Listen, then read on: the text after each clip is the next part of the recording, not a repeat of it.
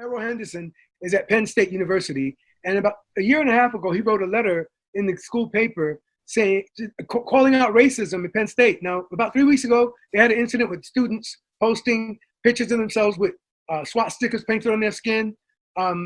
Yesterday, a student from Iowa State, a student left Penn State and transferred to Iowa State in basketball, and citing that the coach of the Penn State basketball team had been making jokes about nooses, and that's why he had left to go to Iowa State, and nobody understood why he left to go to Iowa State. He didn't complain. He didn't talk about it. He just left Penn State, went to Iowa State, and now he's on the Iowa State team. But now that all of this stuff has come up, he's expressed that that's why I left, because of the racist environment at Penn State.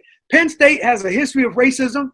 Penn State, representing the state of Pennsylvania, the Keystone State, is a place where in Happy Valley, blacks are a uncomfortable minority.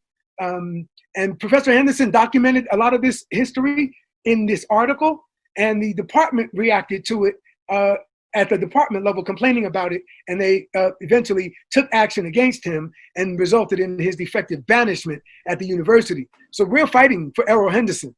If you can hear this, change.org has a petition right now with over 10,000 signatures. We had a goal of 7,000. Last week we covered that, and it set it at 10,000. Now we passed 10,000 2 days ago, and now we're aiming for 15,000.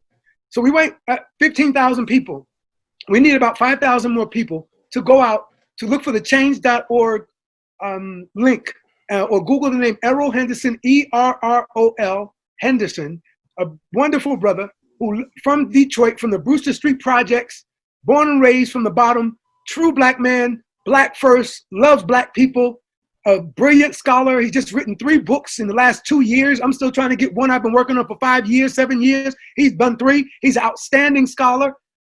He helps other people. He does the mentoring, and he's helped writing other people's articles in terms of helping them get their stuff together. I know he just helped a sister who never got an article published in a journal recently. He's given me all this work that I got right here. I'm working on an article on Black Power that he gave to me, just by coincidence.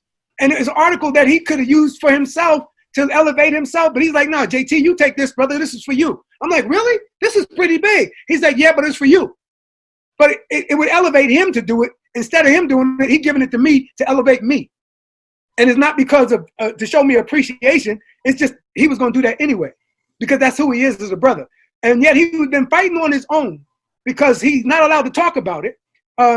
You can't say anything about it. They got, like, I don't know what the agreement is or what the issue is, but he's not allowed to say anything. They have, it must be some kind of a non-disclosure thing. I don't know.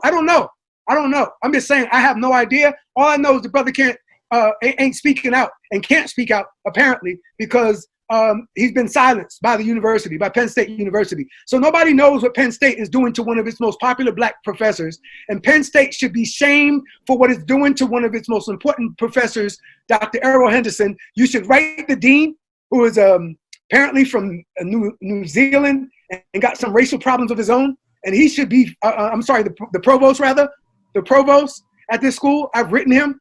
You should write him, but it ain't gonna do no good, because he's the racist problem that Errol identifies in the letter. If you read the article, he names the provost getting up in public and making a racist joke to the faculty on his first speech. See, and you can do this in white places and get away with it. Yuck, yuck, yuck, yuck, yuck. But if there's somebody who's conscious around, they're not gonna let you. So Errol stopped him right there in front of everybody that morning, in front of the whole faculty, and said, what do you mean by that?